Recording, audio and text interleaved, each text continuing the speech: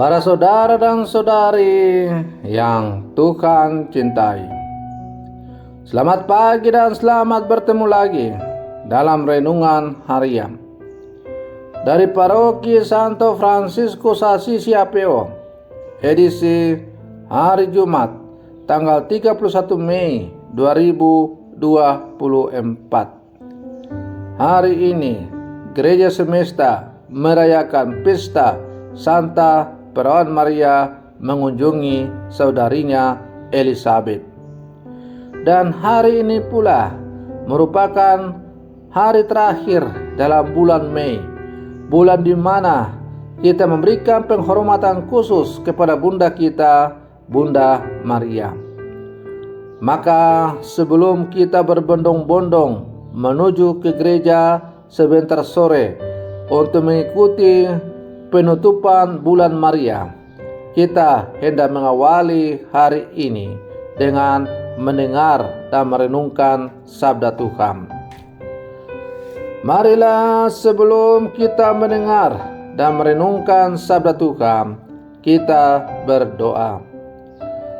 Dalam nama Bapa dan Putra dan Roh Kudus. Amin. Allah Bapa yang Maha Kuasa dan Kekal, Engkau telah mengilhami Santa Perawan Maria yang sedang mengandung putramu untuk mengunjungi Elizabeth. Semoga kami pun mengikuti bisikan Roh Kudus dan bersama Maria selalu memuliakan Dikau. Bersabdalah ya Tuhan, kami siap mendengarkan. Terpujilah Engkau Bapa, Putra dan Roh Kudus, kini dan sepanjang segala masa. Amin. Para saudara dan saudari yang Tuhan cintai, sabda Tuhan yang hendak kita dengar dan kita renungkan untuk mengawali hari yang baru ini diambil dari Injil Lukas pasal 1 ayat 39 sampai 56. Tuhan bersamamu. Inilah Injil suci menurut Lukas. Beberapa waktu sesudah kedatangan malaikat Gabriel, bergegaslah Maria ke pegunungan menuju sebuah kota di wilayah Yehuda.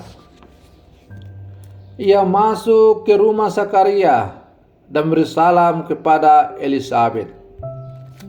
Ketika Elizabeth mendengar salam Maria, melonjaklah anak yang di dalam rahimnya, dan Elizabeth pun penuh dengan Roh Kudus. Lalu berseru dengan suara nyaring, "Diberkatilah engkau di antara semua wanita, dan diberkatilah buah rahimmu. Siapakah aku ini sampai ibu Tuhanku datang mengunjungi engkau? Sebab sesungguhnya ketika salammu sampai kepada telingaku, anak yang di dalam rahimku melonjak kegirangan. Sungguh berbahagialah dia yang telah percaya, sebab firman Tuhan yang dikatakan kepadanya akan terlaksana." Lalu kata Maria, "Jiwaku memuliakan Tuhan dan hatiku bergembira karena Allah Juru Selamatku. Sebab Ia telah memperhatikan kerendahan hamba-Nya.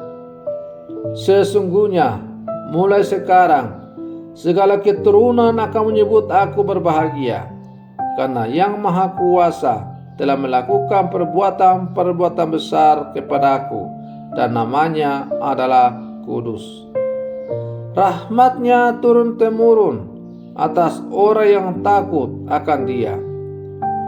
Ia memperlihatkan kuasa-Nya dengan perbuatan tangan-Nya dan mencerai-beraikan orang-orang yang congkak hatinya. Ia menurunkan orang-orang yang berkuasa dari takhta-Nya dan meninggikan orang-orang yang rendah. Ia melimpahkan segala yang baik kepada orang yang lapar dan menyuruh orang yang kaya pergi dengan tangan kosong.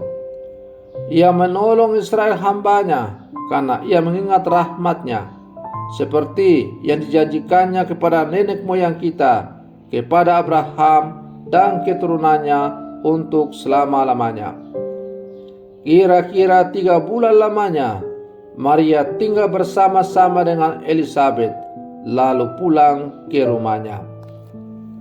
Demikianlah sabda Tuhan. Para saudara dan saudari yang Tuhan cintai, hari ini kita mengakhiri bulan Mei yang didedikasikan secara khusus sebagai bulan Maria. Pada akhir bulan ini atau bulan Mei, kita merayakan pesta Santa Perawan Maria mengunjungi Elisabet. Pesta ini dirayakan di antara Hari Raya Kabar Sukacita tanggal 25 Maret dan kelahiran Yohanes Pembaptis 24 Juni. Seperti yang tertulis dalam kitab-kitab Injil. Dalam pertemuan tersebut, Maria mengagungkan Tuhan sebagai bentuk kerendahan hati. Dikatakan bahwa Maria bergegas menemui Elisabet. Ini merupakan satu contoh bagaimana kita melaksanakan kebaikan kepada sesama. Para saudara dan saudari yang Tuhan cintai, kabar baik, kabar yang membangun dan menggembirakan sesama. Janganlah kita tunda atau simpan bagi diri kita sendiri, tetapi harus kita bagikan kepada sesama kita. Kita patut bergembira dengan mereka yang sedang bergembira. Demikian pula sebaliknya, jika sesama dalam situasi membutuhkan bantuan kita, janganlah kita menunda, tetapi secepatnya kita membantu. Kita membagikan apa yang kita dapat bagikan setiap kali ada kesempatan. Karena dengan membantu sesama yang membutuhkan, maka kita telah memperlihatkan wajah Tuhan yang penuh belas kasih. Para saudara dan saudari yang Tuhan cintai, perjumpaan pribadi seperti yang dilakukan oleh Maria dan Elisabet semakin sering digantikan oleh pertemuan virtual. Meskipun demikian, para lansia misalnya amat membutuhkan perjumpaan pribadi atau face to face. Kehangatan manusia tidak dapat digantikan dengan kecanggihan teknologi.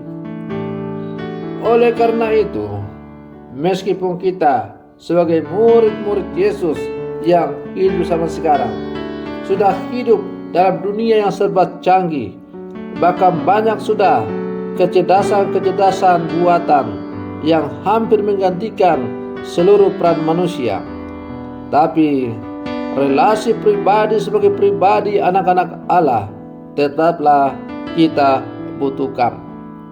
Sebagaimana Allah yang rindu untuk selalu membangun relasi pribadi dengan Allah, maka Ia rela turun dari surga dan masuk ke dalam dunia untuk bercakap-cakap, bertemu, menyapa manusia.